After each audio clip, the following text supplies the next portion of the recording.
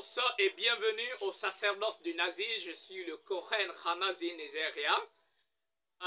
Aujourd'hui, nous entamons le 6e commandement des 616 mitzvot, des 616 commandements de la Torah.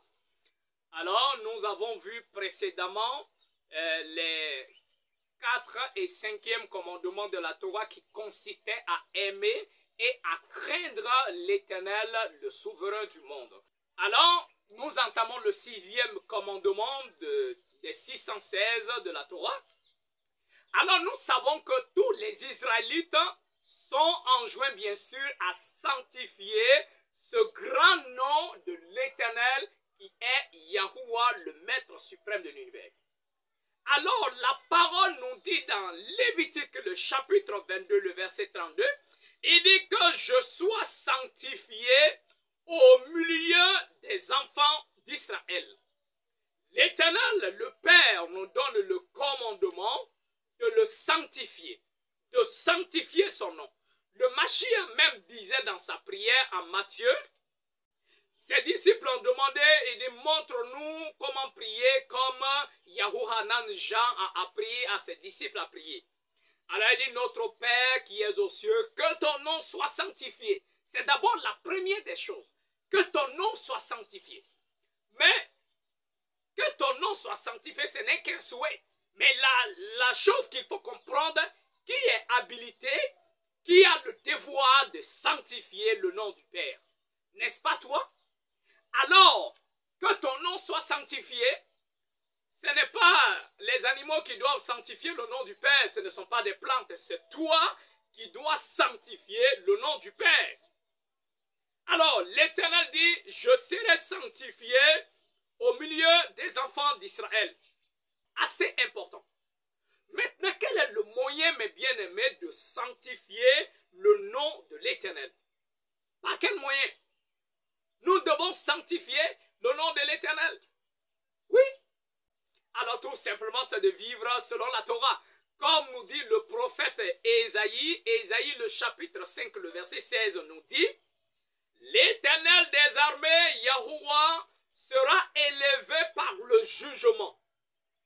Et le Saint Yahuwah sera sanctifié par la justice. Ok?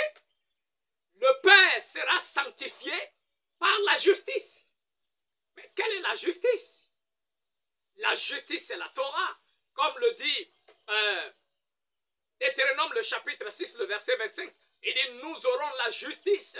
Nous serons justes si nous mettons la Torah en pratique. Ésaïe 48, verset 18 nous dit quoi? Oh, si tu étais attentif à mes commandements, ton bien-être serait comme un fleuve et ta justice serait comme les flots de la mer. Le Mashiach disait dans Matthieu 5, en nous disant, si votre justice n'est pas plus grande, si votre justice ne surpasse pas celle des scribes et des pharisiens, vous n'entrerez point dans le royaume des cieux. Et raison pour laquelle il disait dans Matthieu 6, 33, cherchez premièrement le royaume et la justice de l'Éternel, et tout ce que vous désirez vous seront donnés par-dessus en plus. Alors, le prophète nous apprend que l'Éternel des armées sera élevé par le jugement, et Yahuwah, le Saint d'Israël, il sera sanctifié par la justice. Ok? Alors, c'est la pratique de la Torah qui nous donne la justice, qui nous permet de sanctifier l'Éternel. Or, le mot sanctifier, ça signifie mettre quelque chose à part. Attention à ne pas confondre. Purifier et sanctifier, ça fait deux choses différentes.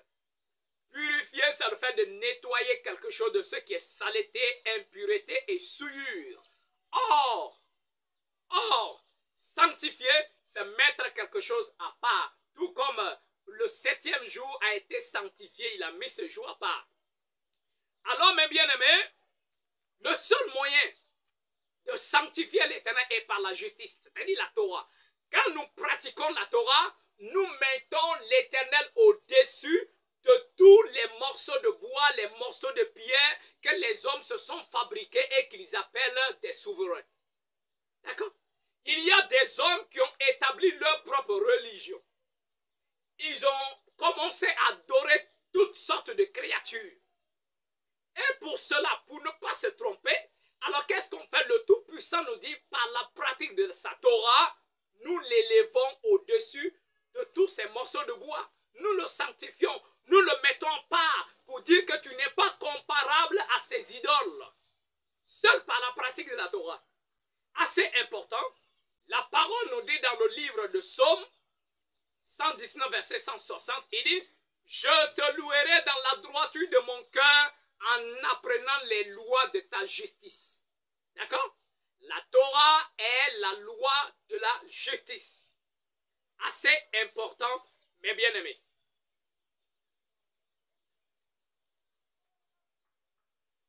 Et c'est dans ce sens-là que dans Deutéronome 6, le verset 20 à 25, l'Éternel disait, si demain ton fils te pose la question, papa, maman, que signifient ces commandements, ces mitzvot, faire Shabbat, manger kasher, porter les titiotes, les franges au bord des vêtements, cela signifie quoi? Et dis attention, tu diras à ton fils, la réponse ne vient pas de toi, la réponse vient de l'Éternel. Et dis, voici la réponse que tu donneras à ton fils. Nous étions esclaves de Pharaon. Il n'a pas voulu nous laisser partir, mais l'Éternel, par sa main puissante, nous a délivrés en opérant des signes miraculeux contre Pharaon et le pays d'Égypte. Il nous a fait sortir de là par son bras étendu. Il nous a donné ce pays et nous a donné ses commandements à les appliquer afin qu'il nous conserve la vie comme tu le fais aujourd'hui.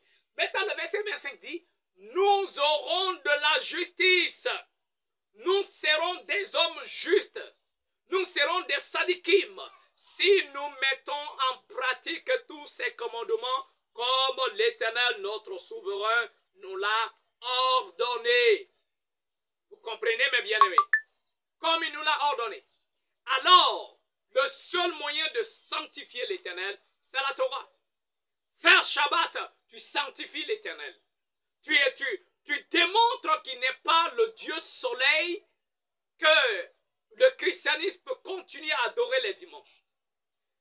Faire le Shabbat, tu es en train de démontrer qu'il n'est pas l'une de ces divinités qui ont été créées par les hommes. Manger kasher, ne pas manger les impuretés, respecter l'entièreté de la Torah, tu es en train de mettre l'Éternel à part, tu es en train de l'élever, le mettre au-dessus de toutes choses. Et cela est assez important à comprendre, mes bien-aimés.